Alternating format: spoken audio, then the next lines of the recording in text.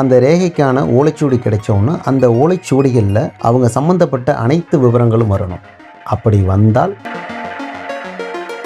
எந்தெந்த கட்டத்தில் செலவுகளை இழுக்கும், அந்த செலவுகளை வரக்கூடிய விரய செலவுகளை சுப செலவுகளாக எப்படி மாற்றுறது அப்படிங்கிறத காலையில் எழுந்திரிச்சோடனையோ இல்லை ஈவினிங்கோ கோயிலுக்கு போனோடனே எந்த மந்திரங்களை அவங்க உபதேசித்தா நல்லாயிருக்கும், அவங்க எந்திரம்னா வீட்டில் எந்திரமாக ஒரு பூஜை செஞ்சு வச்சுக்கிறது நல்லதா, இல்லை தாயத்தை உடம்புல அணிஞ்சிக்கிறது நல்லதா.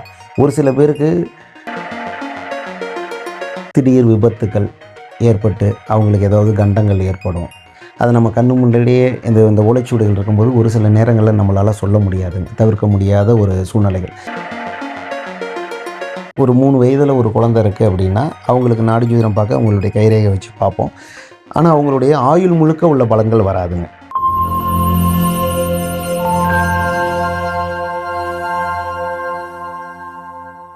காஸ்மோ வியூ நேயர்கள் அனைவருக்கும் வணக்கம். இன்றைய நிகழ்ச்சியில நாடி ஜோதிடம் குறித்து நமக்கு இருக்கக்கூடிய சந்தேகங்களுக்கு விளக்கம் கொடுக்கறதுக்காக சரவணன் நாயனார் அவர்கள் நம்ம கூட இணைந்திருக்காங்க. இன்றைய நிகழ்ச்சியில நாடி ஜோதிடம் அப்படின்னா என்ன, இதை நம்ம எப்படி தெரிஞ்சுக்கலாம், என்னென்ன விஷயங்கள் இதுல இருக்கு அப்படின்றத அவர்கிட்ட கேட்டு தெரிஞ்சுக்கலாம். வணக்கம் சார். வணக்கம். எப்படி இருக்கீங்க சார்? நல்லா இருக்கேன். நல்லா இருக்கீங்களா? நல்லா இருக்கேன் சார். சரி, இன்னைக்கு நிகழ்ச்சியில இந்த நாடி ஆஸ்ட்ராலஜி, நாடி ஜோதிடம் அப்படின்னா என்ன அப்படின்றத நாங்க தெரிஞ்சுக்கணும்னு நினைக்கிறோம். இப்ப நிறைய பேர் நாடி ஜோதிடம் அப்படின்னு சொன்னாலே இந்த நாடி பிடிச்சு பாக்குறது தான் நாடி ஜோதிடமா அப்படின்னு கேக்குறாங்க. நாடி ஜோதிடம் அப்படின்னா என்ன சார்? நாடி ஜோதிடம்ல நாடிங்கிறதுக்கு தமிழ்ல தேடிங்கிறது ஒரு பொருளுங்க. நம்ம தேடி வந்து பார்க்கக்கூடியவங்க, இன்னொருத்தவங்கள நம்ம நாடி வந்து பார்க்கக்கூடியது. நம்ம நாடி போய் பார்க்கக்கூடிய ஜோதிடம் தான் நாடி ஜோதிடம். இதுதான் இதுக்கான விளக்கம். நாடி ஜோதிடம் என்பது நம்ம தேடி போய் பார்க்கக்கூடிய ஜோதிடம், அதுதான் நாடி ஜோதிடம். ஓகே. ஸோ இந்த நாடி ஜோதிட முறைகள்ல எப்படி நம்ம நம்மளுடைய வாழ்க்கை முறையை தெரிஞ்சுக்கிறது? ஏன்னா நம்ம பொதுவா ஜாதகம் பார்த்து, ஜாதக கட்ட அமைப்புகள் பார்த்து நம்மளுடைய வாழ்க்கை முறைகள் எப்படி இருக்கும் அப்படின்ற கணிப்புகள் நம்மளால சொல்ல முடியும். இப்போ இந்த நாடி ஜோதிடம்னு சொல்லக்கூடிய ஓலைச்சுவடி முறைகளை வச்சு நம்ம வாழ்க்கையில என்னென்ன விஷயங்களை நம்ம தெரிஞ்சுக்கலாம் சார்? நாடி ஜோதிடம் தெரிஞ்சுக்கிறதுக்கு முதல்ல ஆண் வலதுகை கட்டவரல் ரேகை, பெண் இடதுகை கட்டவரல் ரேகை. அதை யாருக்கு நாடி ஜோதிடம் பார்க்கணுமோ அவங்க நேரில் வரணுங்க. அவங்க நேரில் வர்றது இன்னும் சிறப்பு. இல்லை அப்படின்னா ஆன்லைனில் ஒரு உதாரணமாக இப்போ உள்ள டெக்னாலஜி இம்ப்ரூவ்மெண்ட்டுக்கு பார்த்துக்கலாம். இதை வாட்ஸ்அப்பில் அனுப்புறது மூலயமா வீடியோ காலில் இந்த ஓலைச்சுவடிகளை தேடலாம். ஒரு உதாரணத்துக்கு, ரேகை கொடுத்த எல்லோருக்கும் ஓலைச்சுவடிகள் கிடைப்பதில்லை. ஓலைச்சுவடிகள் கிடைச்சதுன்னா அவங்களுடைய எதிர்கால பலன்கள் எப்படி இருக்கும் அப்படிங்கிறத நம்ம சொல்லிடலாம். இப்போ அந்த ரேகைக்கான ஓலைச்சுவடி கிடைச்சோன்னா அந்த ஓலைச்சுவடிகளில் அவங்க சம்மந்தப்பட்ட அனைத்து விவரங்களும் வரணும். அப்படி வந்தால் அவர்களுடைய எதிர்காலம் என்பது 100% சரியாக இருக்கும். ஓகே. இப்போ எல்லாருக்குமே ஓலைச்சுவடிகள் வராது அப்படின்னு சொல்றீங்களே சார், அந்த வராததுக்கான காரணம் என்ன சார்? இல்லைம்மா, இது எழுதி வச்ச சித்தர்கள் அப்படின்னு குறிப்பிட்ட நபர்களுக்கு தான் எழுதி வச்சிருக்காங்க. இதை இவங்க தான் தெரிஞ்சுக்கணும் அப்படின்னு சொல்லி. நாடி ஜோதிடம் இல்லாதவர்கள்லாம் கெட்டவர்கள் அப்படிங்கிற மாதிரியும் கிடையாது. இந்த பலன்களை, நாடி ஜோதிட பலன்களை தெரிஞ்சுக்க இவங்களுக்கெல்லாம் பிராப்தம் இருக்குது, அவங்க தான் தெரிஞ்சுக்க முடியுங்க. அதுதாங்க விஷயம். ஓகே. இந்த நாடி ஜோதிட முறைகள்ல ஓலைச்சுவடி வைத்து நம்ம வாழ்க்கையில என்ன மாதிரியான விஷயங்கள் எல்லாம் தெரிஞ்சுக்கலாம் சார்? எல்லா விதமான விஷயங்களையும், பிறப்பு முதல் இறப்பு வரை மனிதன் கடந்து போகக்கூடிய அனைத்து விதமான முக்கிய காலகட்டங்கள் எப்போ வரும், அந்த காலகட்டங்களுக்கு எப்பப்பெல்லாம் கவனமாக இருக்கணும், அனைத்து விஷயத்தையும் இந்த நாடி ஜோதிடத்தின் மூலியமா நம்ம தெரிஞ்சுக்கலாங்க. ஓகே. இப்போ இந்த நாடி ஜோதிட முறைகள்ல நிறைய பேருக்கு இருக்கக்கூடிய சந்தேகம் என்ன அப்படின்னா, நம்ம சாதாரணமா ஜாதகம் பார்க்குற மாதிரியே வேலை எப்ப கிடைக்கும், திருமணம் எப்ப நடக்கும், குழந்தை பாக்கியம் எப்ப கிடைக்கும், வீடு கட்டுவோமா, இந்த மாதிரியான விஷயங்கள் எல்லாமே நம்ம ஓலைச்சுவடியில தெரிஞ்சுக்க முடியுமா? நிச்சயமா தெரிஞ்சுக்கலாங்கம்மா, கட்டாயமா தெரிஞ்சுக்கலாம். இதை நாடி ஜோதிடம்ங்கிறத காண்டம் அப்படின்னு சொல்லுவாங்கம்மா.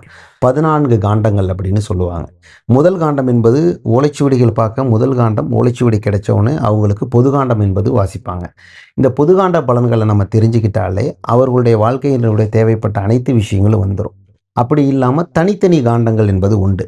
இப்போ 2வது காண்டம் அப்படின்னு சொன்னீங்கன்னா குடும்பம் காண்டம் அப்படின்னு சொல்லுவாங்க. குடும்பம் சம்மந்தப்பட்டத்தில் இருக்கக்கூடிய பிரச்சனைகள், கல்வி சம்மந்தப்பட்டத்தில் இருக்கக்கூடிய பிரச்சனைகள், எந்த மாதிரியான படிப்பு படிக்கணும், அதில் எந்த மாதிரியான முன்னேற்றங்கள் இருக்கும் அப்படிங்கிறத சொல்லக்கூடியதுங்க. 3வது காண்டம் என்பது சகோதரத்துவம். கூட பிறந்தவங்க எத்தனை பேர், அவங்களால ஏற்படக்கூடிய நன்மைகள், தீமைகள், எப்படிலாம் கவனமாக இருக்கணும் அப்படிங்கிறத பற்றி சொல்கிறது. 4வது காண்டம் என்பது தாயார், அம்மாவுடைய ஆரோக்கியம், அம்மா வழி சொத்துக்கள், மனை, வாகன யோகங்கள், இடம் வாங்குறதுக்கான அமைப்புகள் இருக்கா இல்லையா அப்படிங்கிறத பற்றி சொல்கிறது. 5வது காண்டம் என்பது குழந்தை சம்பந்தப்பட்ட காண்டங்கள். குழந்தை எப்போ பிறக்கும், எத்தனை குழந்தைக்கான பாக்கியங்கள் இருக்குது, அந்த குழந்தையினுடைய எதிர்காலம் எப்படி இருக்கும் அப்படிங்கிறது. 6வது காண்டம் என்பது சத்ரு, எதிரிகளால் ஏற்படக்கூடிய பிரச்சனைகள், எப்பப்பெல்லாம் கவனமாக இருக்கணும், மறைமுக எதிரிகள் எத்தனை பேர் இருப்பாங்க, அவங்க வழியில் எந்த மாதிரியான கவனங்களாக இருக்கணும் அப்படிங்கிறத பற்றி சொல்கிறதுங்க. 7வது காண்டம் என்பது திருமண காண்டம். திருமணம் எப்போது நடக்கும், எந்த வயதில் நடக்கும், எந்த மணப்பெண், வரக்கூடிய பெண் எந்த திசையிலேருந்து வருவாங்க, வரக்கூடிய பையன் எந்த திசையிலேருந்து வருவாங்க, அவங்களுடைய குடும்ப சூழ்நிலைகள் எப்படி இருக்கும் அப்படிங்கிற விவரங்களோ, அவர் வெளிநாட்டில் உள்ளவரா, இல்லை இங்கே உள்ளவங்களா, காதல் திருமணமா, இல்லை நிச்சயிக்கப்பட்ட திருமணமா, இல்லை லவ் கம் அரேஞ்சு மேரேஜா, இது சம்மந்தப்பட்ட எல்லா விஷயங்களையும் கூறுறதுங்க. 8வது காண்டம் என்பது ஆயுள். ஆயுளில் ஏதாவது பிரச்சனைகள் இருக்கா, எப்பப்பெல்லாம் நம்மளுக்கு ஆயுளில் கண்டங்கள் வரும், எப்பப்பெல்லாம் கவனமாக இருக்கணும், அதை பற்றியும் சொல்கிறது. 9வது காண்டம் என்பது அப்பா வழியில் இருக்கக்கூடிய பிரச்சனைகள், அதாவது சொத்து பிரச்சனைகள் ஏதாவது இருக்கா, அப்பாவுடைய ஆரோக்கியம் எப்படி இருக்கும், நமக்கு ஏதாவது ஒரு குருவுடைய உபதேசம் கிடைக்குமா, அப்படி கிடைச்சா அது எப்போ கிடைக்கும், எந்த வயதில் கிடைக்கும், அதனால் ஏற்படக்கூடிய நன்மைகள் என்ன, நமக்கு குருவாகிறதுக்கான தகுதிகள் இருக்கா, நாம் ஆன்மீகம் சார்ந்து போக முடியுமா அப்படிங்கிறத பற்றி கூறுறதுங்க. 10வது சாப்டருங்கிறது தொழில் சார்ந்த விஷயம், வேலை வாய்ப்புகள்.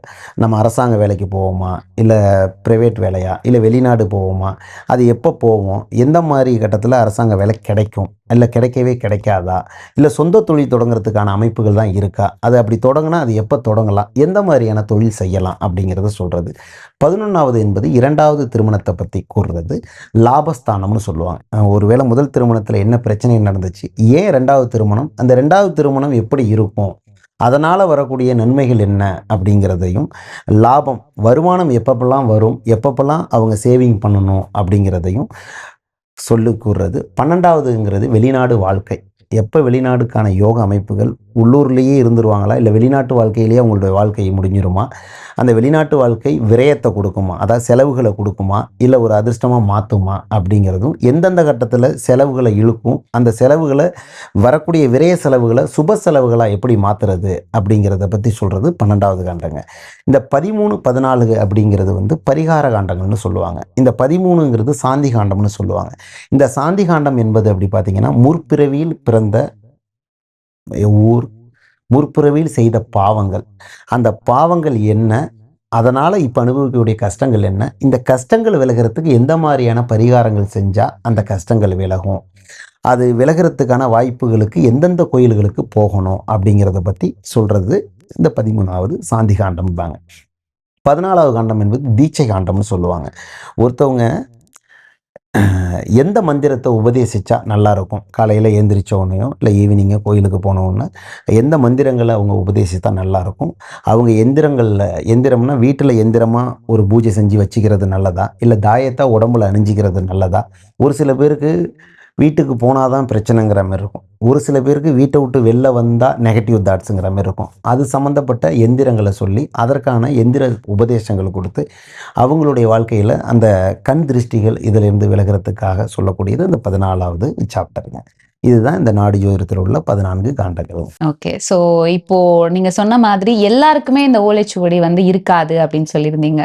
ஸோ இப்போ யாருக்காவது நீங்க வந்து கைரேகை தேடி கிடைக்கல அப்படின்னா அவங்களுக்கு வேற ஏதாவது முறைகள்ல நான் அவங்களுடைய பலன்களை நம்ம தெரிஞ்சுக்க முடியுமா சார்? இதில் கொஞ்சம் வாய்ப்புகள் கம்மிங்க. இப்போ ஒரு உதாரணத்துக்கு நாடி ஜோதிடம் பார்க்க எங்கள்கிட்ட வராங்க, அவங்க கைரேகை சம்மந்தப்பட்ட ஓலைச்சுவடிகள் எங்ககிட்ட அலுவலகத்தில் இல்லை, வேறு ஒரு அலுவலகத்துக்கு, அதாவது ஒரே இடத்துலேருந்து சில ஓலைச்சுவடிகள் ஒவ்வொரு இடத்துக்கும் மாறும். அதாவது இந்தியா முழுக்க, உலகம் முழுக்க இதனுடைய கிளைகள் இருக்குங்க, ஒரு குறிப்பிட்ட இடத்துல மட்டும் இல்லை. ஒருத்தவங்களுடைய கைரேகை சம்மந்தப்பட்ட ஓலைச்சுவடிகள் வேறு எங்கேயாவது ஒரு ஆசிரமத்தில் இருக்கலாம். அப்படி இருந்துச்சுன்னு எங்களுக்கு தெரிஞ்சிச்சுன்னா அதை நாங்கள் தகவல் சொல்லி அந்த ஓலைச்சுவடிகள் வந்தோடனே அவங்களுக்கு திரும்ப வர சொல்லி அப்போ நாங்கள் தேடி பார்ப்போங்க. அப்படி கிடைச்சிச்சுன்னா அவங்களுடைய பலன்கள் நாங்கள் சொல்லுவோம். ஓகே. இந்த ஓலைச்சுவடிகள் அப்படிங்கிறது இது யார் எழுதுனது, எதற்காக இதெல்லாம் எழுதப்பட்டது சார்? இந்த ஓலைச்சுவடிகள் என்பது முதன்மையானவர் அகஸ்திய மகரிஷிங்க. இந்த அகஸ்திய நாடி தான் நாங்கள் பார்த்துக்கிட்டு இருக்கோம். இப்படி நாடி ஜோதிடங்கள் நிறைய, அகஸ்திய நாடி, போகர் நாடி, புலிப்பாணி நாடி, கௌஷிக நாடி, வசிஷ்ட நாடி, இப்படி பல வகை நாடிகள் உண்டுங்க. அதில் முதன்மையானது இந்த அகஸ்தியர் நாடி. இந்த அகஸ்தியர் எழுதின நாடிகள் தான் முதன்மையாக வாசிக்கப்படுது. அதுதான் தமிழ்நாட்டில் பெரும்பாலான இடத்துல வாசிக்கப்படுற ஒரு விஷயங்க. இந்த அகஸ்திய நாடியில் ஒரு மனிதனுடைய வாழ்க்கையில் இருக்கக்கூடிய பிரச்சனைகள்லாம் என்ன, அந்த பிரச்சனைகள்லேருந்து அவன் எப்படி விலகுனா விலகிறதுக்கான பரிகாரங்கள் எந்த மாதிரி செஞ்சா அந்த பிரச்சனைகளை விலகும் அப்படிங்கிறத பத்தி சொல்றதுங்க. ஓகே. நீங்க இதுவரைக்கும் எத்தனை வருஷமா நீங்க இந்த முறைகளை கையாண்டுட்டு இருக்கீங்க சார்? இந்த நாடி ஜோதிட முறைகளை நான் கிட்டத்தட்ட ஒரு 15 வருஷமா வாசிச்சுக்கிட்டு இருக்கேங்க. கிட்டத்தட்ட நான் குருகுலத்தில் கற்றுக்கிட்டது கிட்டத்தட்ட ஒரு 6 வருஷமா நான் கற்றுக்கிட்டேன். கற்றுக்கிட்டு 15 வருஷமா கிட்டத்தட்ட ஒரு 21 வருஷமா இந்த ஃபீல்டுக்குள்ளே நாங்கள் இருக்கிறேங்க. ஓகே. இந்த 20 வருஷமா நீங்க பார்த்த வரைக்கும் உங்களுக்கே ரொம்ப சவாலா இருந்த ஒரு ஓலைச்சுவடி ரகசியம் நீங்க மத்தவங்களுக்கு சொன்னதுலயே இப்படியெல்லாம் கூட இருந்திருக்குமா அப்படின்னு நீங்க ஆச்சரியப்பட்டது ஏதாவது இருக்கா? அதாவது இப்போ ஒரு உதாரணத்துக்கு உடல் உபாதைகள் நிறைய ஆள் பார்க்க ஆரோக்கியமாக இருப்பாங்க. ஆனால் ஒரு திடீர் விபத்துக்கள் ஏற்பட்டு அவங்களுக்கு ஏதாவது கண்டங்கள் ஏற்படும். அது நம்ம கண்ணு முன்னாடியே இந்த ஓலைச்சுவடிகள் இருக்கும்போது ஒரு சில நேரங்களில் நம்மளால் சொல்ல முடியாதுங்க. தவிர்க்க முடியாத ஒரு சூழ்நிலைகள். இப்போ ஒரு உதாரணத்துக்கு கணவன் மனைவியோடு வந்திருக்காங்க அப்படிங்கும்போது அதன் அமைப்புகளில் நாங்கள் அனுபவபூர்வமாக பார்த்த விஷயத்தில் இப்போ கணவருக்கு இன்னும் ஒரு 2 வருஷத்தில் 2வது திருமணத்துக்கான அமைப்புகள் இருக்குங்கும்போது அதை நம்ம சொல்ல முடியாது. அந்த மாதிரியான சூழ்நிலைகளும் நிறைய நடந்திருக்கு. இது ஒரு உதாரணத்துக்கு சொல்லணும் அப்படின்னா, அதை சொல்கிறது மூலியமா ஒரு சில விஷயங்களை சொல்கிறது மூலியம் நிறைய பிரச்சனைகள் வருங்கும்போது அதை நம்ம தவிர்க்க வேண்டிய கட்டாயத்துக்கு தள்ளப்படுறோம். ஓகே. ஸோ இந்த மாதிரி இப்போ இந்த 2வது திருமணமோ இல்லை இந்த மரணம் சார்ந்த விஷயங்கள் எல்லாம் இருக்கு அப்படின்னா அதை நீங்க பார்க்குற வரவங்க கிட்ட நீங்க சொல்ல மாட்டீங்களா சார்? சொல்ல மாட்டோன்னு கிடையாதுங்கம்மா. அதான் சொன்னேன் இல்லையா, இப்போ பர்டிகுலர் காண்டம்னு சொல்கிறோம் இல்லையா, அந்த காண்டங்களை எடுத்து பார்க்கும் பொழுது அதை நாங்கள் சொல்லி தான் ஆகணும். 11வது சாப்டர் எனக்கு வேணும் அப்படின்னு அவங்க விருப்பப்படுறவங்களுக்கு அதை நாங்கள் 2வது திருமணத்தை பற்றி நாங்கள் சொல்லி தான் ஆகணும்.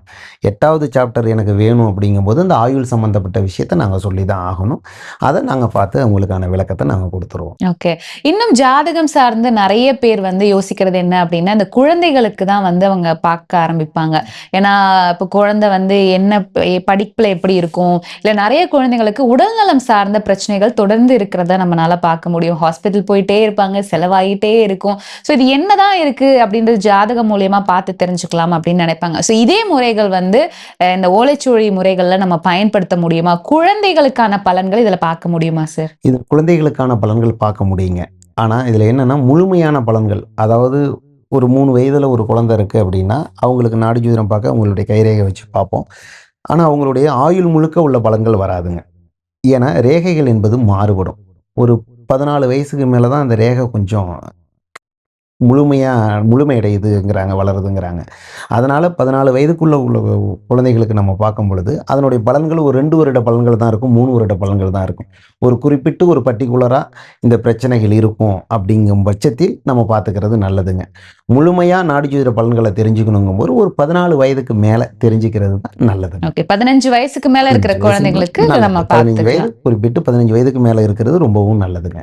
இன்றைய நிகழ்ச்சியில் நாடி ஜோதிடம் அப்படின்னா என்ன, அதுல என்னெல்லாம் விஷயங்கள் தெரிஞ்சுக்க முடியும், அதை யாரெல்லாம் பயன்படுத்தலாம் அப்படின்றத பத்தி ஒரு தெளிவான விளக்கங்கள் எங்களுக்காக கொடுத்தீங்க. நன்றி சார். நன்றி.